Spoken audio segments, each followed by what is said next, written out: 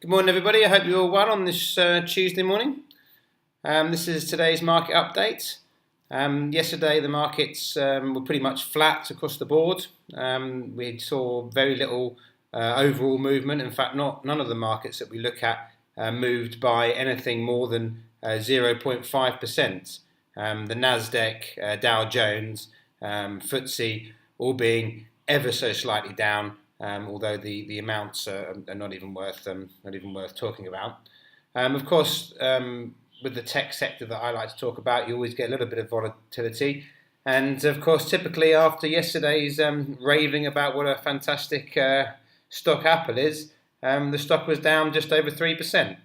But that was kind of to be expected because there's possibly a little bit of profit taking, and there are some rumours out there that the forecast for the profits that I spoke of previously may not be correct, and in fact they may not hit the earnings that they expected.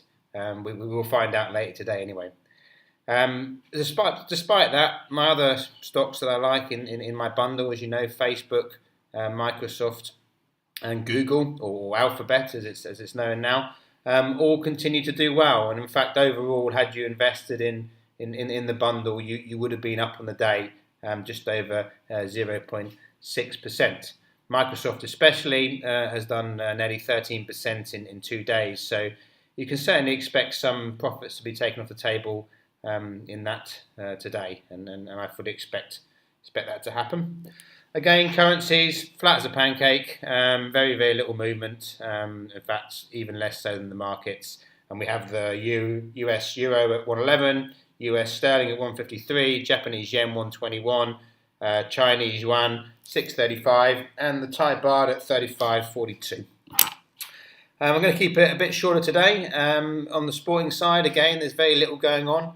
I have to admit to not being know anything about Formula One motor racing, but I think it's worth mentioning Lewis Hamilton's achievement of becoming only the second British guy to win 3 World Formula One championships. Obviously, clearly a fantastic achievement, and especially given the fact that he's only 30 years of age, so one would expect him to have a few more years in him.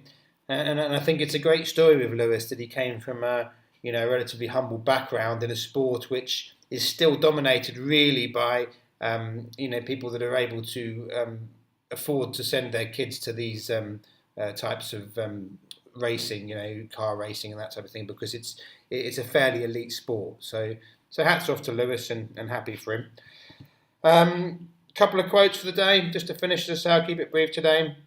Do you know only 1% of the people in the world have financial freedom? Scary thought. Again, try and become that 1%. Come and see us, have a chat. I'm sure we can help you out. And the other quote that I want to give you is came from Peter Lynch, who was a famous fidelity trader. In fact, during the 1980s, in his heyday, or fund manager rather, fidelity fund manager. During his heyday in the 1980s, he averaged an annual profit of 29%. So that's obviously a tremendous return. And one of his famous quotes was, "Know what you own and why you own it."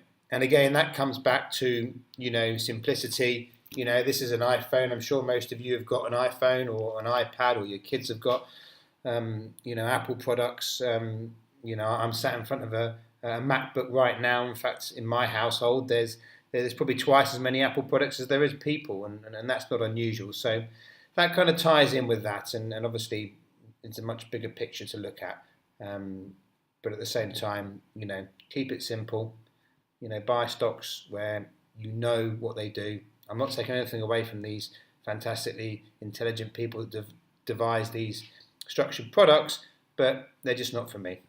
Anyway, almost at the 5 minutes. Have a nice day. Bye.